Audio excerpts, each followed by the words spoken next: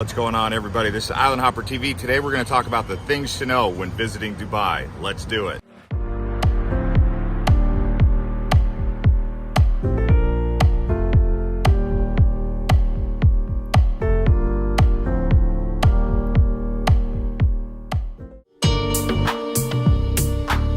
All right, let's talk about the things you need to know when you arrive in Dubai. So you get a visa on arrival. That means when you process through passport control, they stamp your passport, and that's when you get your visa. And that visa does not cost anything, and you get 30 days. All right, let's talk about the best time to visit Dubai. The best time, hands down, for weather is going to be from October until April. After that, you start to get a lot hotter in Dubai. July and August, very, very hot, but the benefit of coming in those months is you're going to get affordable accommodation. You can get a 5-star hotel on downtown Dubai on the very top floor for around $150 per night. There's still going to be some other 5-star hotels that are more expensive, but that's the benefit of visiting in the summer. For me, I found a gray area around September and May.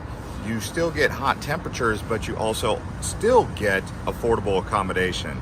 So avoid July, August, shoot for September or May if you want to get the cheap places. And if you want the great weather, I just told you it is from October to April. That's when everything's open too. All right, guys, let's talk transportation when visiting Dubai. One of the best ways to get around Dubai is on the metro.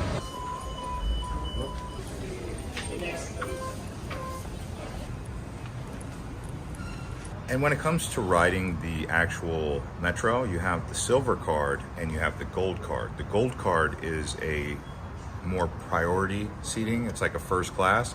The silver is more economy, much more crowded. The price difference is about twice as much for the gold than it is for the silver. So there's something you need to know about riding the metro if you want to upgrade your class. This is a different card for the gold card. So I found myself riding around in a lot of taxis in Dubai. They're very easily accessible. You'll find them pretty much right when you step outside the mall or step outside one of the more popular venues. They're right there. Also, when you're riding in taxis, there can be lines. This one here is at the Dubai Mall. We're in a line for a taxi. But as you can see, they do move quickly. There is Uber in Dubai, and I found using Uber has its advantage over taxis in certain circumstances, especially if you're at a destination that's far away. Hailing an Uber is easier than trying to hail a cab, especially if there's no cabs around. If you guys are looking for something cool to do, you could rent a supercar for only 1,000 dirham. For 1 hour? 1 hour. Yeah, for 1,000 dirham, you could be one of those guys cruising around in a Ferrari right there in JBR. And if you want to cruise up and down the boardwalk here, they've got Tier scooters, and they've also got another company right here.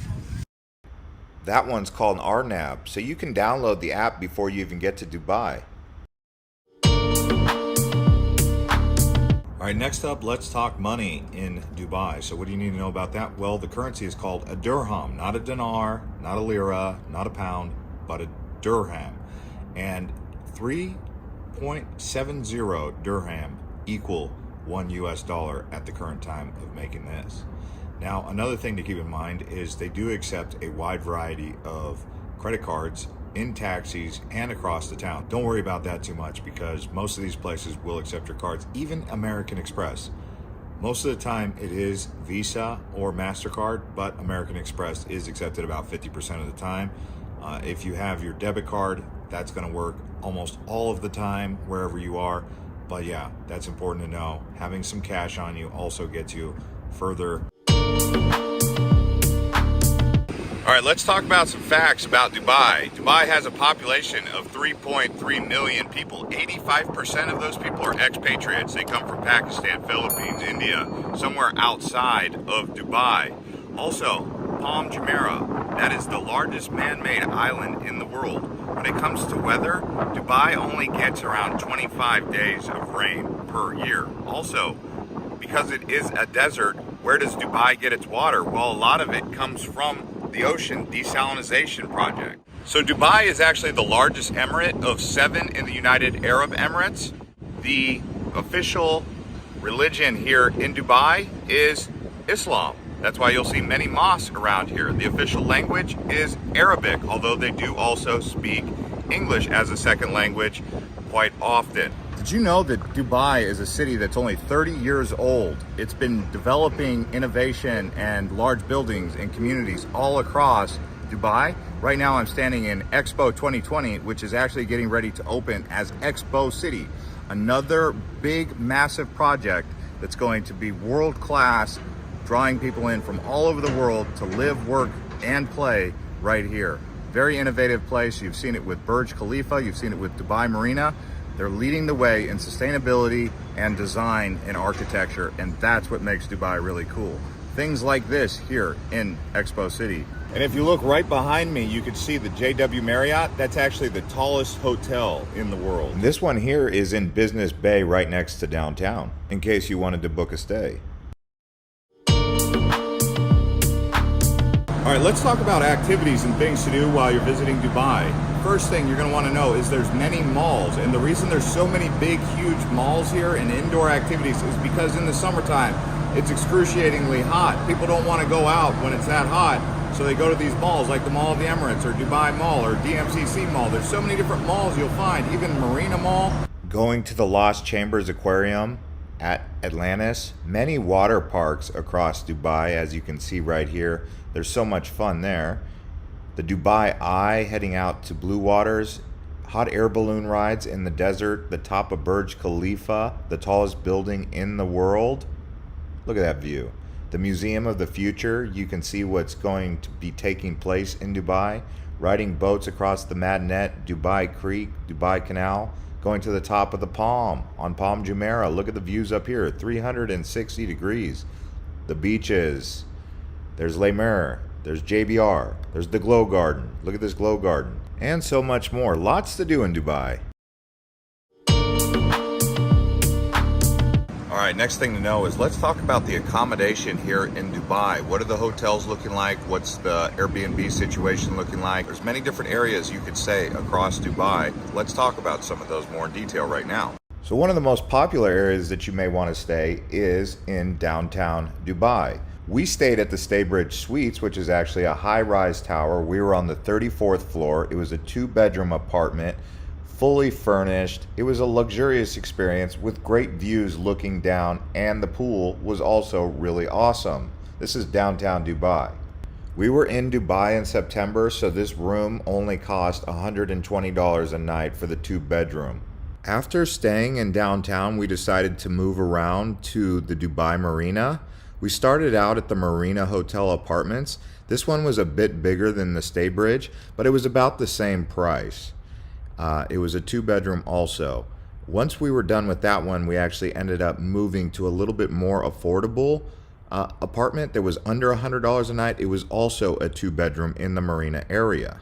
It was a bit smaller than the other one, but it had more things to do around there. The one problem with this area was that it was hard to get in and out of, and there wasn't a metro, which is probably why this one's more affordable than the other one, because out front of the Marina apartment there was the metro station. This one you actually had to walk at least 10 minutes to get to the metro and 10 minutes to get to the tram. So yes, you save money, but you do lose convenience. So choose location wisely.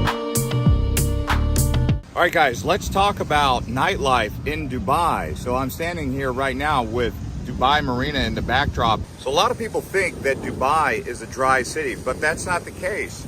It's dry in town, but there's hotels and other places like lounges that are allowed to get a liquor license. That's how people are able to drink. So no, it's not a dry city. And along with your beverages, you will get shisha, like we found here at Cavo. Cavo is located in Business Bay.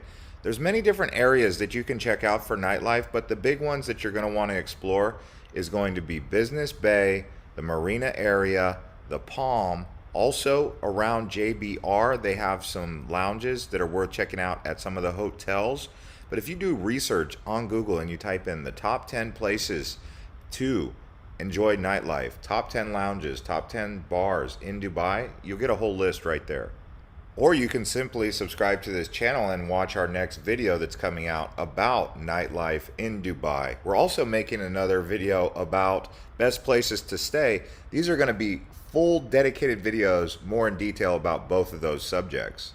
Now, getting back on subject with nightlife for the sake of this travel guide here, there are sometimes dress codes. So you will want to research if the place that you're planning on going has a dress code. For example, don't show up someplace in shorts if they require you to wear pants. Or don't show up in flip-flops after going to the beach thinking that you're going to be able to get in, because they do have rules about this at some clubs. Not every lounge is going to have a dress code. Not every lounge is going to have an entry fee.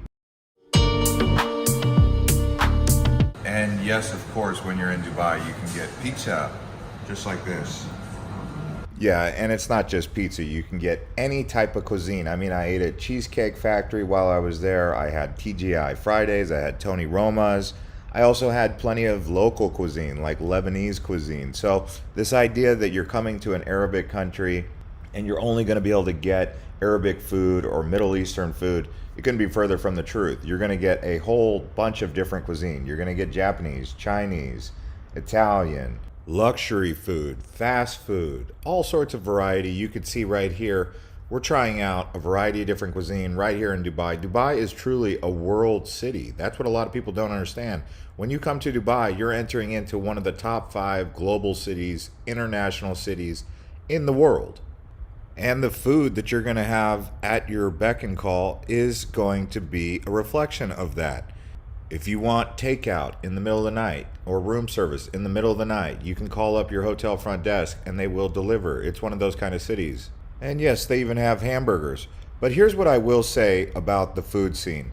I actually ended up picking up some new favorites because I was so open to the international food scene here. And now I actually like to drink breakfast tea. I was not a big breakfast tea drinker. I was more of a coffee kind of guy. I was open to ideas here visiting the Middle East, and now I like tea. And when it comes to other beverages like mocktails or cocktails, of course they have that. And then plenty of dessert. I mean, got to stay away from dessert sometimes because it can be addicting, maybe once or twice a week, but you guys get the idea. They got lots of that here. Or simply going out for a midnight snack or a late night snack. And before you arrive in Dubai, if you want someone to do a delivery service here in Dubai, download the app Deliveroo. Deliveroo is essentially Uber Eats or DoorDash, what we have in the States, or depending on where you're coming from.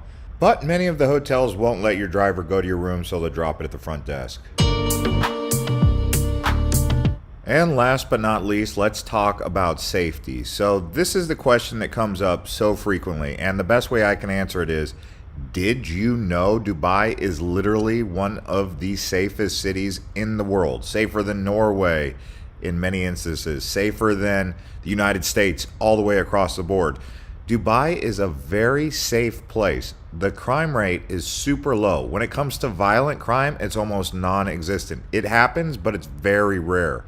Petty crime, very rare. So if you're one of those people who's worried about safety in Dubai, you're not really going to have too much concern with this. You can walk around 11 o'clock at night in downtown or at Business Bay or in the marina area and not really have to be too concerned, even as a female. But as always, just use common sense. No place is 100% perfect.